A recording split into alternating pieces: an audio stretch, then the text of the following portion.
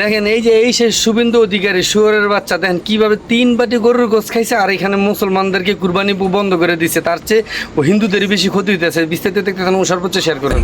এই শুভেন্দু আমার সামনে কুরবানির দিনে 1 বাটি না 2 বাটি না 3 বাটি গরুর গোশত খেয়েছে। 3 বাটি। পশ্চিম মেদিনীপুরে শাহাবুদ্দিনের বাড়িতে, নাম বলে দিচ্ছি। বিজেপির অন্যতম নেতা শুভেন্দু অধিকারী এবার নিজেই খেলেন 3 বাটি গরুর মাংস।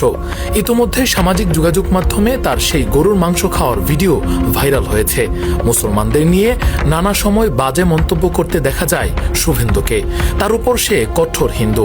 মুসলমান বিদ্বেষী শুভেন্দুর এভাবে গরুর মাংস খাওয়ার ভাইরাল ভিডিও নিয়ে এখন তোলপাড় পুরো পশ্চিমবঙ্গে।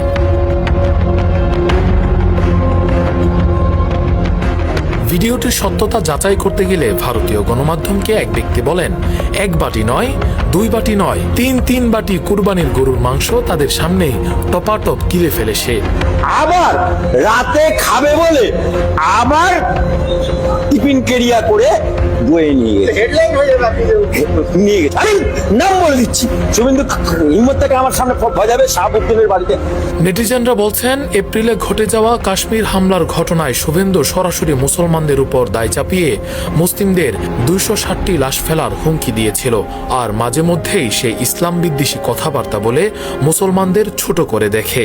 এবার সেই কিনা নিজের স্বার্থে একে একে 3 বাটি গরুর মাংস সাবার করল। রাকিবুল ইসলাম রইস, ফেস দ্য পিপল।